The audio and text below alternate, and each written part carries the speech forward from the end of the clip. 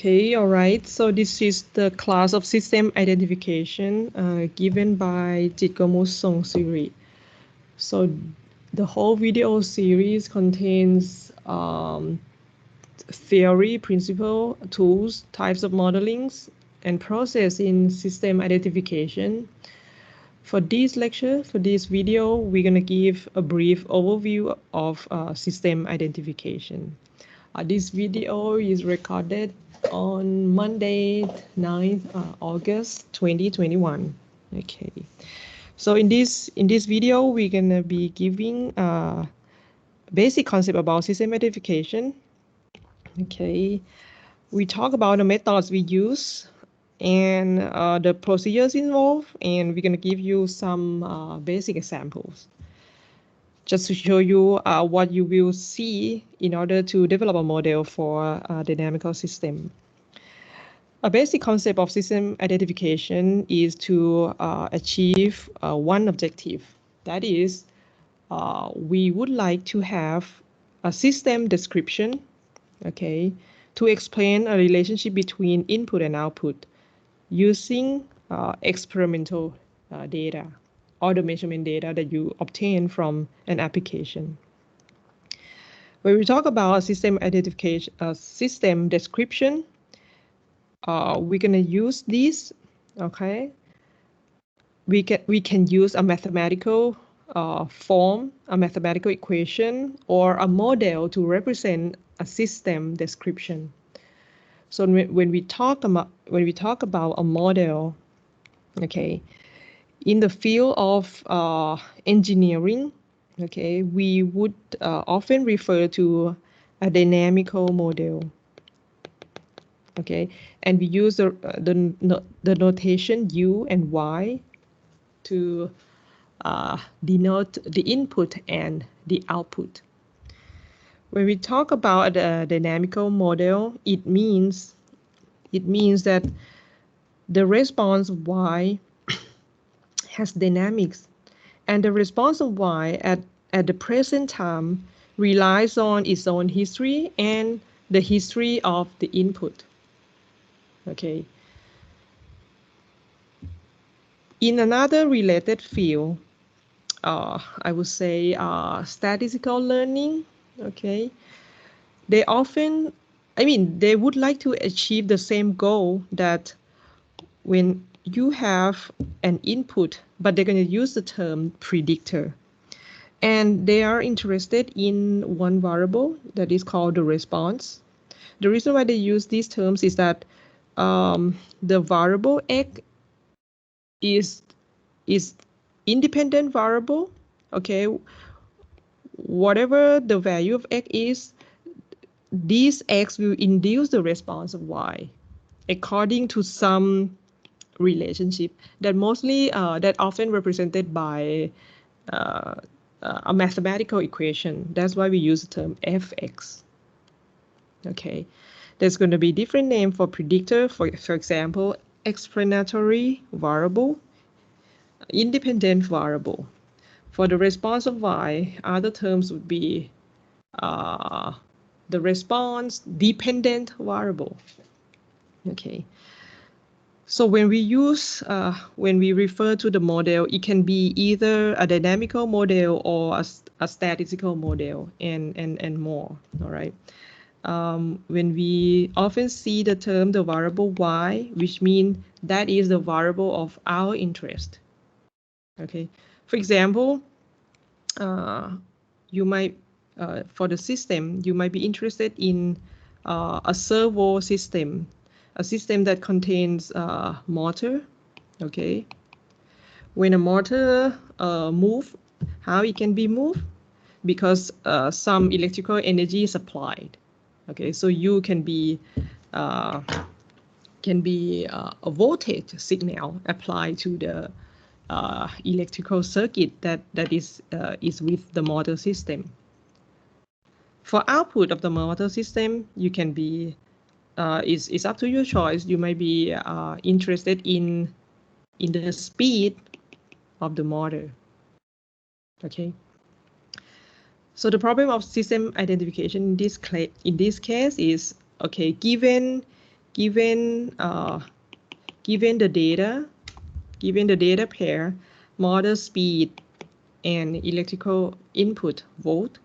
If you have this set of information, how can you approximate or how can you explain a model system as a model? Of course, model in the market, they have different specification. Okay, big model, small model.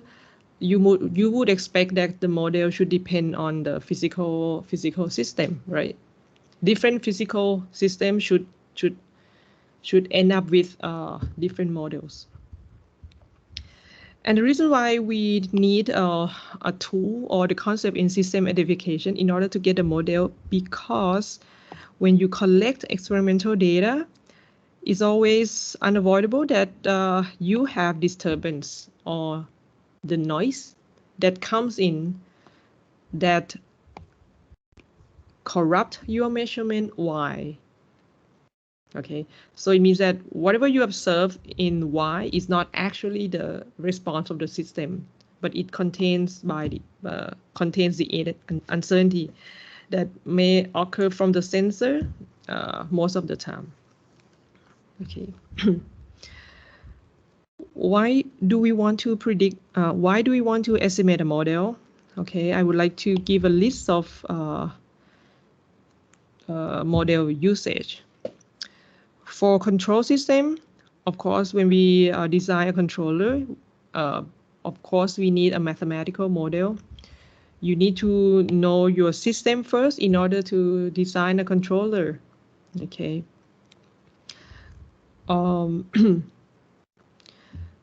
In machine learning, in statistical learning, okay, you learn the model because you want to extract some patterns. You want to infer something about what's lied in the data. For example, you have EEG data. Okay, that's a brain signal. Okay, it looks very noisy, very oscillated. Of course, by just looking at the time domain signal of EEG, you wouldn't be able to tell anything. You couldn't tell whether this is a normal EEG signal or else. Okay, if you're not a specialist in the field, all right. But you want to kind of develop a model, and this model is developed just to achieve your goal that, oh, once we learn the model, can the model extract something? For example, the most common question in biological signal is that, okay, can you classify whether this brain data belongs to the to a normal patient, a normal subject, or that subject has some kind of problem in the brain? Okay.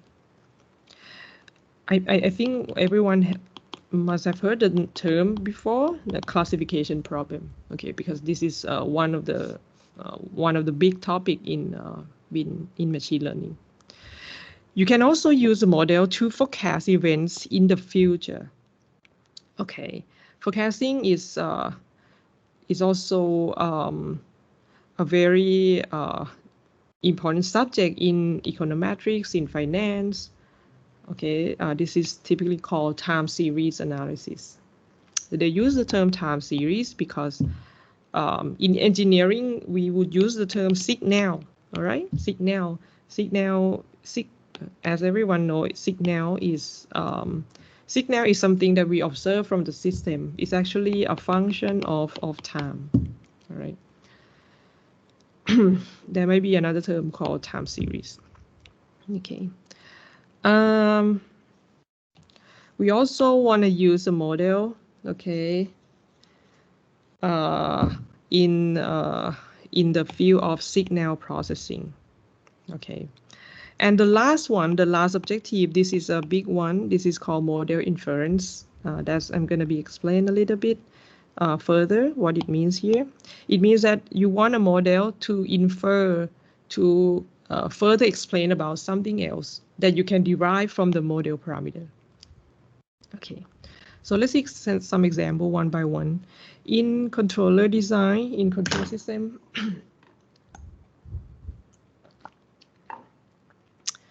let me refer to linear control system class. Okay, if you can recall, we when we learn about that, you would be given a transfer function, which is a system description, or we call a plant. Let's use GS. For example, you'll be given, okay, this is a second order system. We are giving you G. Can you design a controller such that the output follows the reference? That is the fundamental goal of controller design, right? Controller, and the choice of controller depends on okay, the performance you want to achieve, and also depends on the plant. For simple plant, you can use basic controller. Okay. So you see that in a controller design, we need to know something about the plant. Even the PID controller, that we don't need to know the actual description of the plant. Like, we don't need to know this, but somehow in the process of tuning PID, you need to know partly about the plant characteristics. Okay. In system identifications, on the other hand, it answers the questions that, okay, when we collect output and input, okay, this is input and output, we would like to estimate, okay, estimate the plant, so that once the model is estimated, the controller design, the control guy can design the controller. And of course, the tools of estimation is not trivial, because, as I mentioned before, that the actual Y that you observe, that you measure from the sensor, is not smooth. It's always, full of noise. Not full of noise, but it's going to be corrupted by noise. I mean, the blue thick line is the actual Y from, for example, if I give you the transfer function, okay, you can plot the step response as the blue line, okay. Okay, the blue line is the term that is the response from G, okay, but because of the noise, what we actually observe is the red dots. Actually, in the system identification, the process of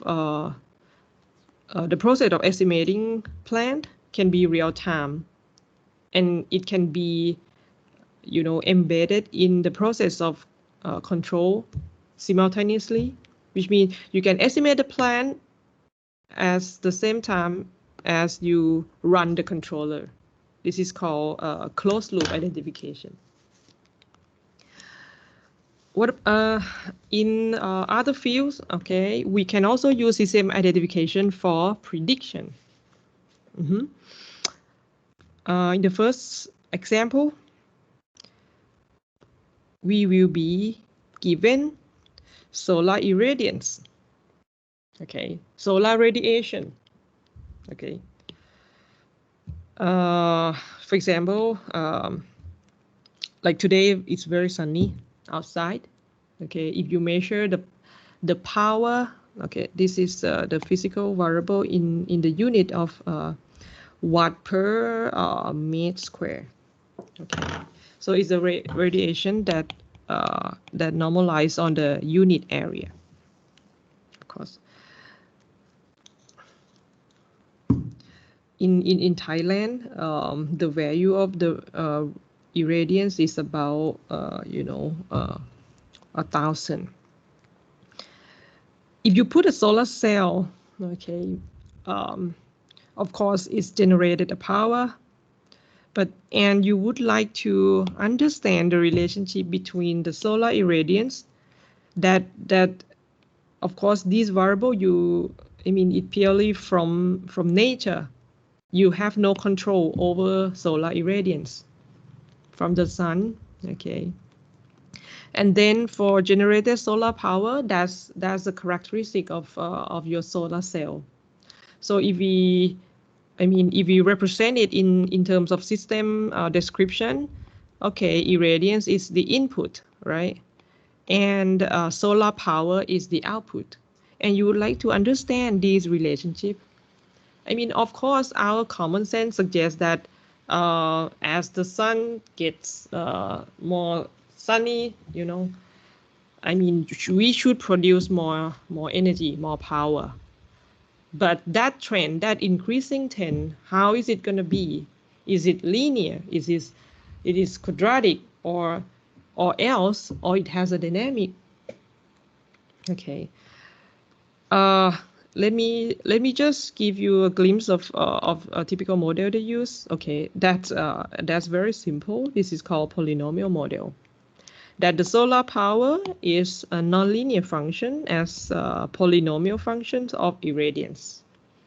Okay, and you would like to, once you know these coefficients beta k, okay, once you know this value, for example, this value 110.1, 0.002, for example, it means once you know these coefficients, you can predict the solar power in the future, as long as you know the solar irradiance in the future. Like you can say, oh, at 4 a.m. in the evening, we know that irradiance at 4 p.m. because it's in the evening, right? Also, the sun is is okay. Let's say yes, 4 p.m. is good. No, it's not good.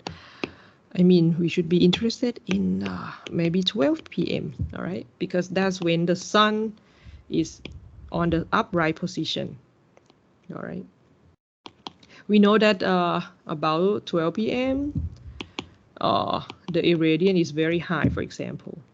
So once you know the model, you can get the estimate of solar power at that time. Okay. And of course, how are we going to get these coefficients? That's what we're going to learn in system identification. That's the estimation process. On the right-hand side is an application in finance, time series analysis. Suppose this is a quantity that is about US dollar exchange rate in Thai baht. Everyone know that it's up and down, okay, as we progress on time. Of course, you would like to predict the exchange rate in the future. We know the history. 2010, 2011, and so on. What if we want to know the exchange rate in April? Okay, so in this example, I would like to, in this example, we suggest it is entirely up to the user. The user develop or hypothesize about this relation. I think the prediction of April should depends on the rate of 2 months earlier in March and February. And I hypothesize that the relationship is linear, right? This is linear equation in the exchange rate of March and Feb. The justification about this equation should be given by the user in the field.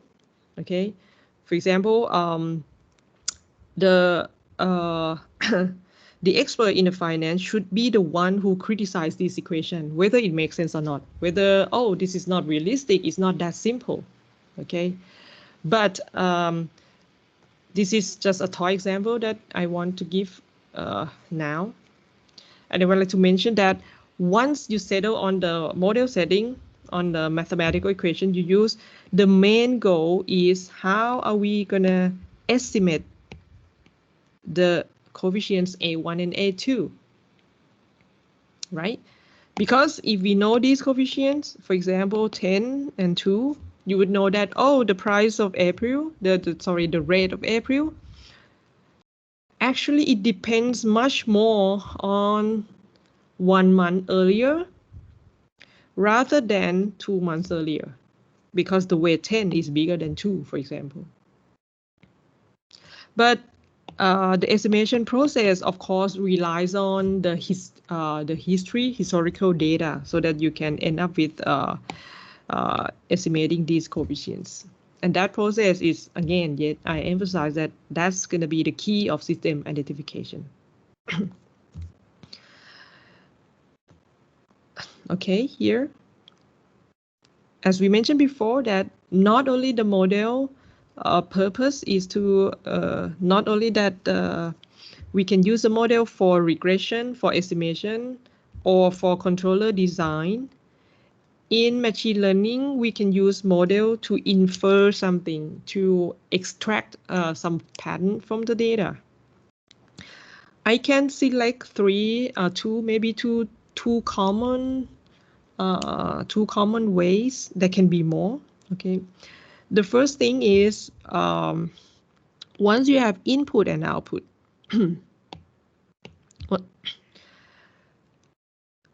One often have a question like, can you give me some relationship structure about input and output?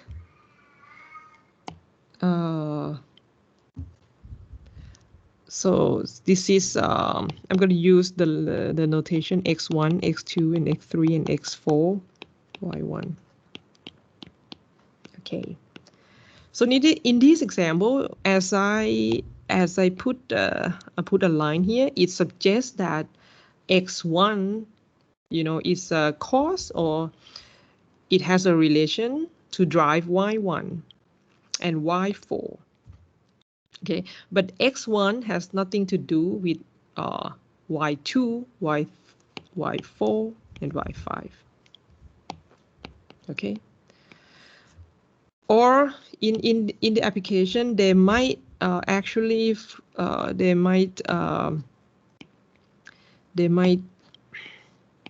they might be more interested in the response, and they can ask questions like, oh, I focus on y1. That might be, I mean, it depends on the application. Y1 may be the, for example, if this is a biological system and you are interested in some quantities in our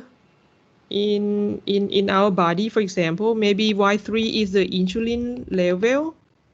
Okay, there can be other quantity in the body, but insulin is your main focus. You might be asking question that, oh, what is the main cause of the insulin level? If the results of your model estimation has revealed this graph structure, you are able to say that, oh, y3 is caused from x3 only. See, because this x3 has the only, I mean, the link to y3 has been from x3 only. So this is called relationship structure between input and output. Also, very related, one would like to examine dependent structure among the variables. In this application, is commonly found in time series analysis, because in time series analysis, usually they drop the external input, the explicit input. Okay. For example, if you talk about the gold price,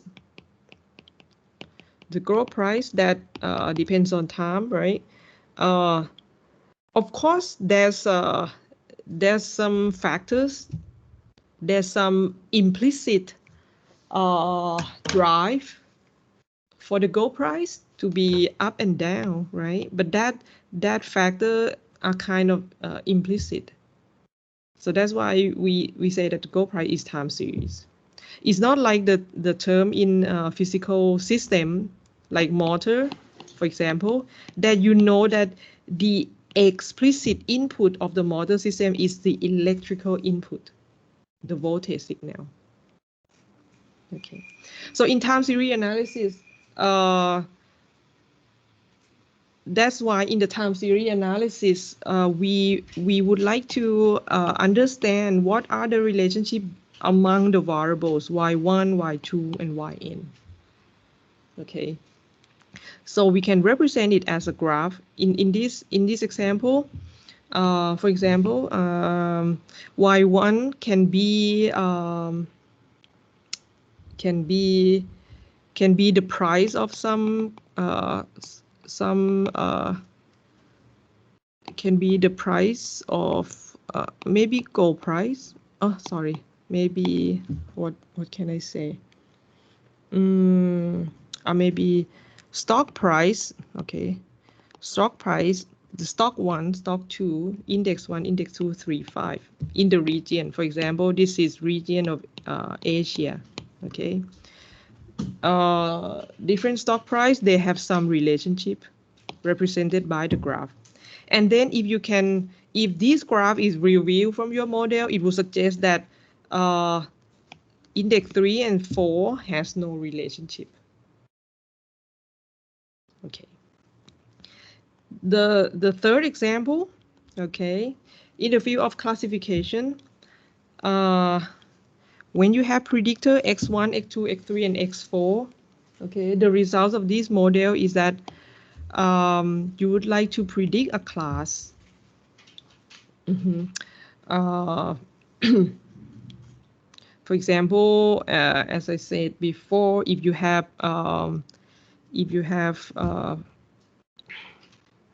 if you want to an application of the classification, for example, credit card application, okay, there's only two outcomes. When someone apply, you can either accept or reject the application. Of course, the outcome of those depends on the classifier you use, and the system should rely on some profiles of the credit card applicants. Of course, we can certainly see that the salary of the applicants should be one main factor. Okay. They collect other profile as well.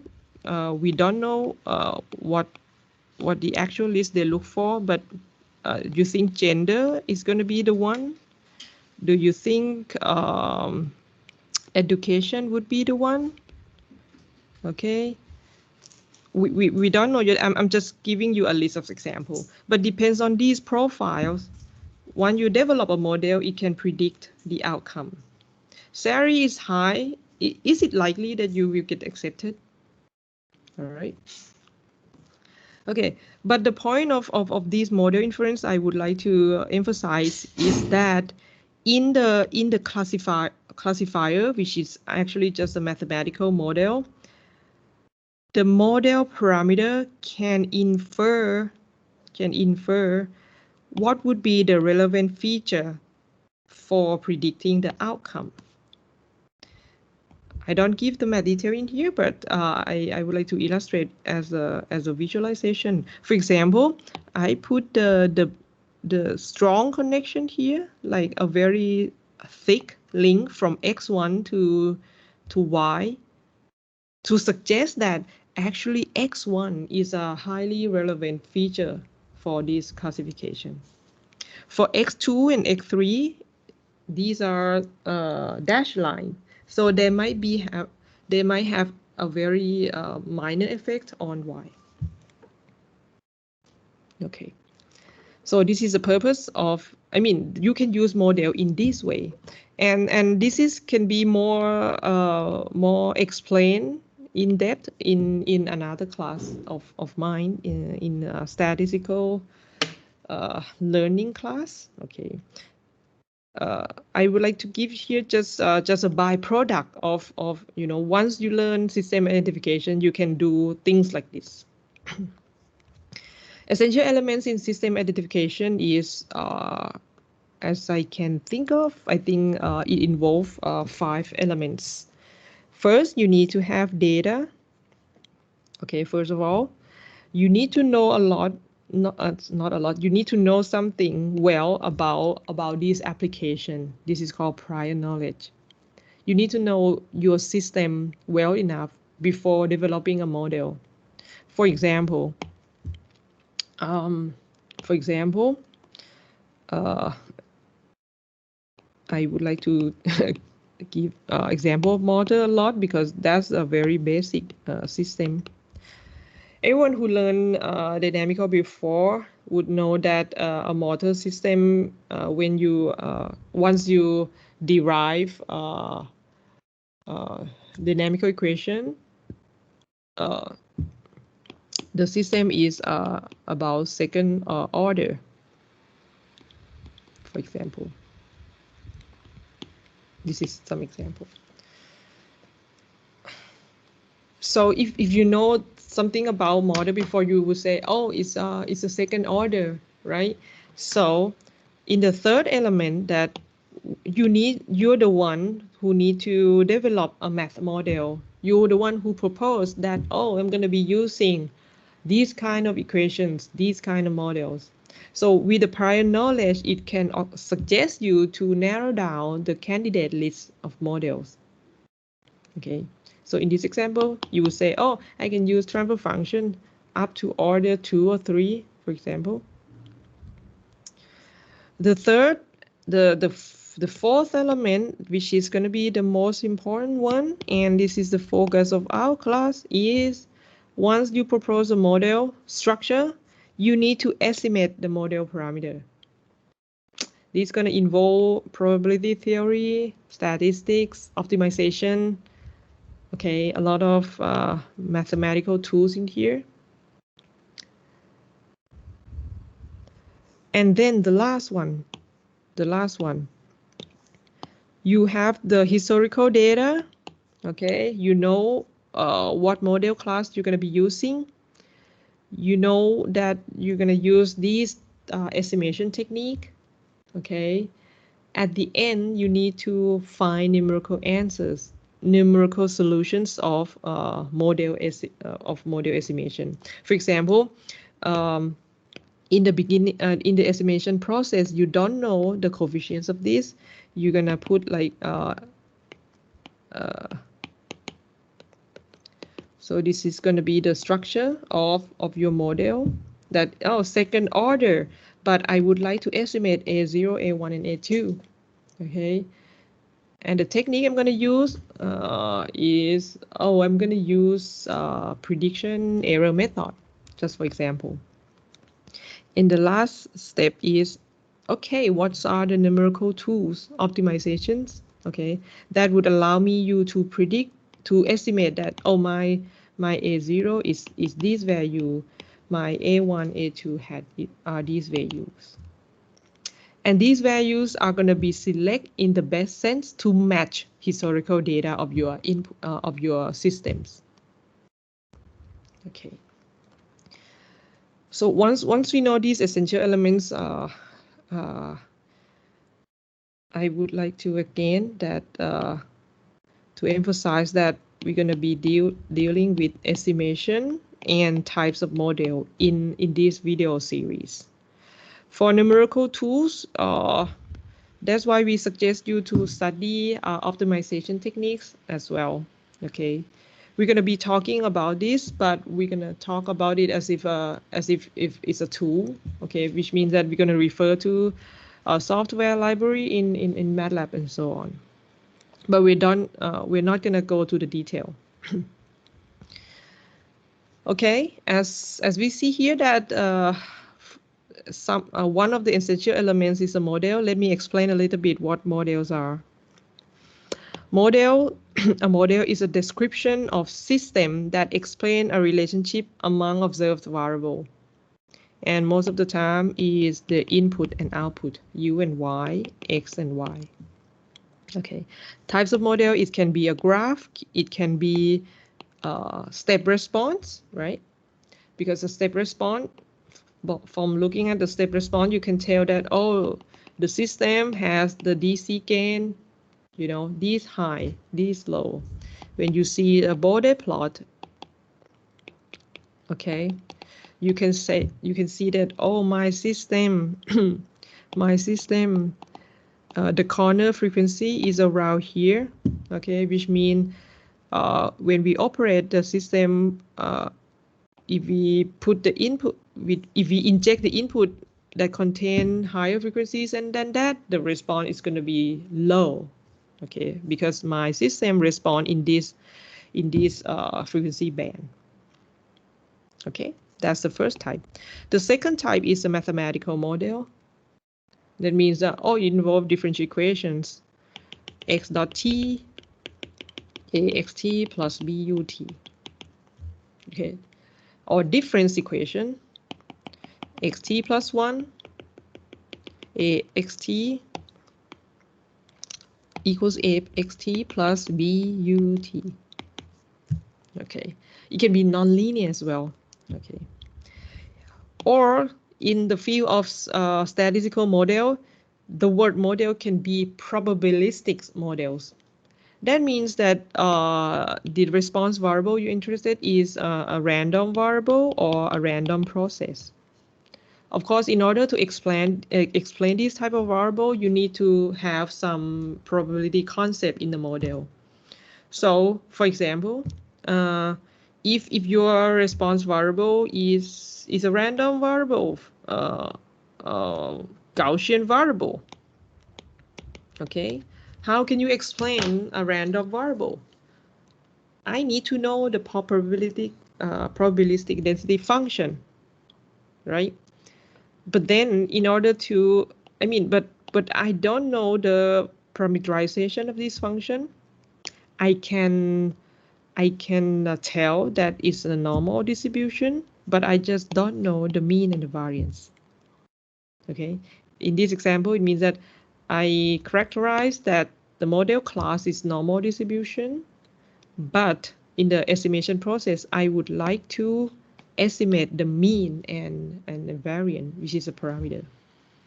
And of course, this concept can be applied to other distribution as well.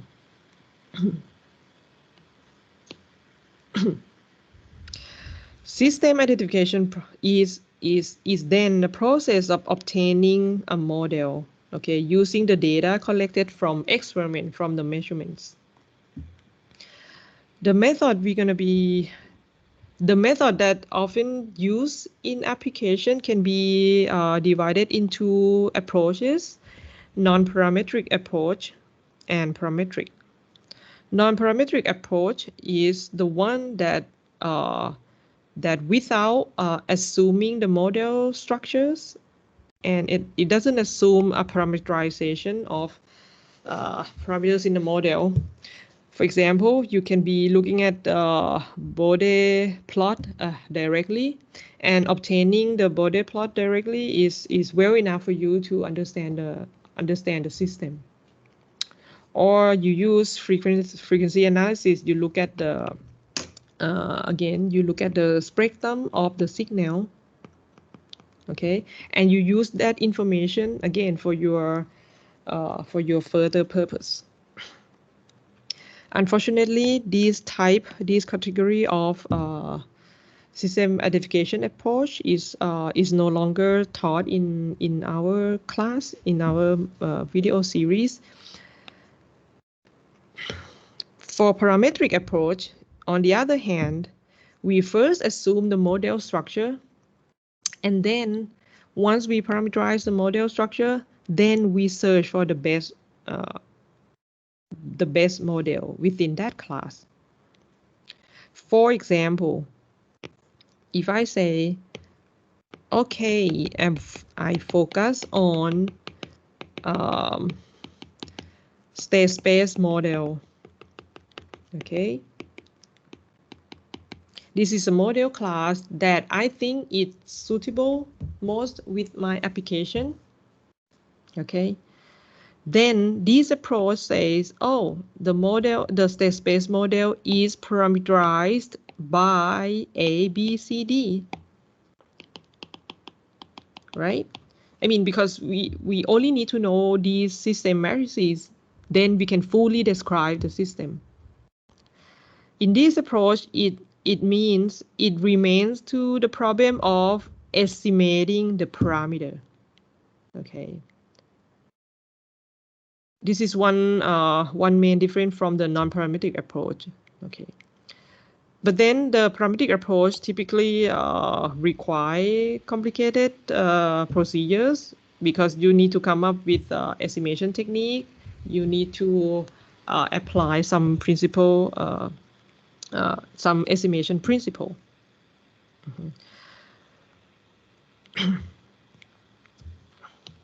So in this class, the method that we describe here is more about a parametric approach. When we mentioned that one of the elements in system identification is prior knowledge. It means that, oh, in what aspect do you know about this application? In what view? Here, I would like to pick up one view of knowing your application. It is, okay, we all know that we typically assume that your system is corrupted by noise. Okay. The estimation approach can depend on how well or whether you know something about the noise. Okay. In this example, I extract three types of knowledge in knowing the corrupted noise. First is about knowing the second moment of the noise. In the blue line is the blue line is the actual signal of the plant, the actual output. Okay, but the orange line is the actual output you observe after the noise is corrupted. As you see from these two graphs, left and right, you see that on the right-hand side, the actual output is kind of more corrupted because the noise power is higher. Okay, that's one thing. Okay, so we leave to this question that, okay, if you know the variance of the noise, or I mean, in short, we say, oh, if you know the estimate of noise power, how can you use this information in the estimation process? Okay, how can you estimate better, or how can you exploit this noise power information in your estimation process? Look at the middle row, okay, is when you know some spectral characteristic of noise. We use the term noise spectrum. On the left-hand side, I mean, we generate two types of noise, white noise and pink noise, and this is the time domain plot. The yellow and the green, the yellow and the orange line. Okay. The time domain, maybe you cannot tell how these two types of noise are different, but if we look on the spectrum, okay, the white noise, the blue lines is kind of, if you, I mean, we talk about what spectrum means, but this is a very typical term in signal processing. We talk about this in random process class as well. Okay, so the x-axis is the frequency. Okay. This is a typical characteristic of white noise, that the spectrum is flat. It's kind of flat across the frequencies. On the other hand, the pink noise is the noise that the spectrum decays over frequencies. the point here of this statement is not about, can you characterize the noise spectrum or other things like that, but it's a point where if you know the spectral characteristic of the noise, how can you exploit this information in the estimation process, or maybe not in the estimation process, or maybe in the pre-processing steps. Because as you know that when we have data, sometimes we need to pre-process first so that the clean signal or the transform signal fits to our assumption. Okay. I mean, one of them, you might have heard the term filter before. Sometimes you filter the measurement to remove the noise, right? But then when you filter the signal, you need to determine the bandwidth of the filter. So you know that you would like to contain the intrinsic signal you want to keep, but you just want to get rid of the noise. So how can you design an appropriate of the frequency band of your filter? Okay, then you need to know the characteristic of your intrinsic signal, and you need to know something about noise as well. On the third bullet, okay, on the third bullet, we know something about the noise in terms of statistical distribution. In this example, two of them, the noise is Gaussian and the noise is non-Gaussian. Okay, the yellow and the orange one. And again, in the time domain signal, in the time domain, you might notice that, it seems that the orange one, it looks more fluctuated than the red one. Okay, that's what you can observe. All right, but on the right hand side, I plot the histogram, the noise histogram, Gaussian and non-Gaussian. So what you see here is that the Gaussian one, I mean, it depends on the parameter of the Gaussian as well. Okay, but just looking at this histogram, you will see that the orange noise has, it is wider spread than this one, and is wider spread towards the negative values. So it means that the orange one contains more uncertainty. It has more unpredictable patterns. Okay, so this is an example that if you know the distribution of the noise, how can you again use that information as a favor, as a prior knowledge for you to better estimate the model. So the key concepts of here is that there's going to be the method that use the information of the noise in estimating the model, and it's going to be a method that doesn't require knowledge of noise at all. Okay, so we can say that the approach is either deterministic, which means that you don't use noise information, or the technique that we use is statistical, which means that you use some information of the noise to the process of estimation. Okay,